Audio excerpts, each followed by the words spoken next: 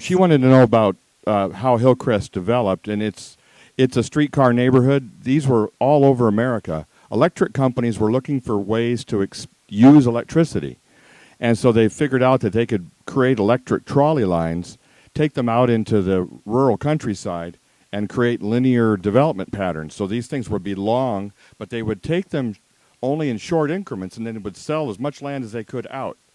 And if you had to walk to the trolley, you'd only walk so far before you said, I'm not buying any further than that. So they'd go out maybe, 6 blocks, 8 blocks, and you could walk to the trolley, get on and ride to town. Well, once that was all sold, then they would go another few blocks, and they'd sell all that. And so the electric companies were in the development business all across America. I was in Milwaukee. We had neighborhoods like that. The allure in the turn of the century was you didn't have a Clean Air and Clean Water Act.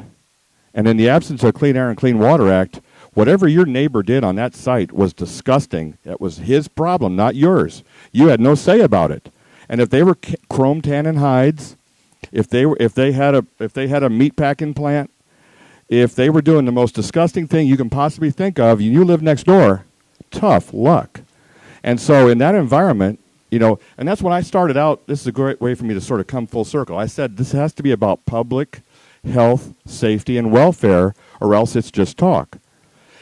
This all got started, the planning processes and building code started because putting privies and cesspools and wells next to each other in 4- and 5-story walk-ups in New York with coal oil lamps, with no windows because the buildings butted to each other, people were dying.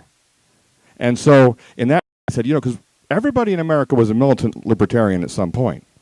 Property owners' rights were supreme. And, this fellow that tried to pass this law in Arkansas, he's trying to get back to that.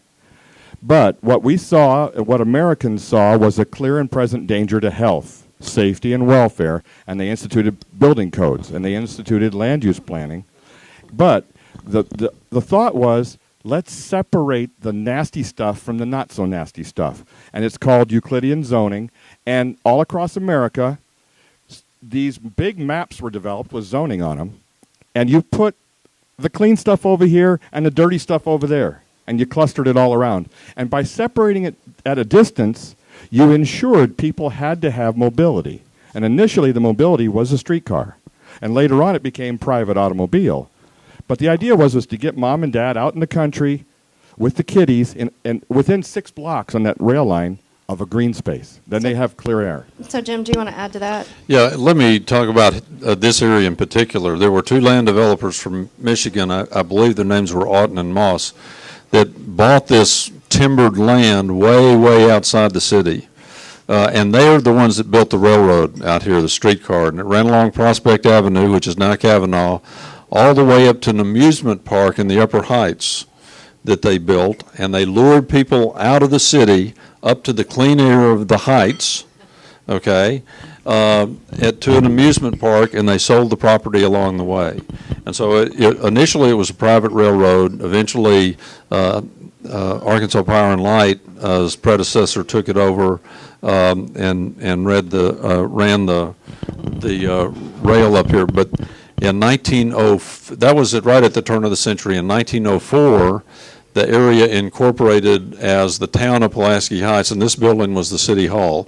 Used to have a second story on it before it burned. And that's why, and the southern boundary was Lee Street. So that's why you go down to Lee, and the roads north of Lee are offset a little bit from the roads south of Lee, because these were the Pulaski Heights streets, and those were the city of Little Rock streets. In 1914, Pulaski Heights disincorporated and merged into the city of Little Rock. So that's some of the rich history of this neighborhood. But Bud's right; it was a classic American streetcar suburb, rectilinear street system, sidewalks. The main mode of transportation into town was the streetcar, which ran right down Kavanaugh. Yes, ma'am.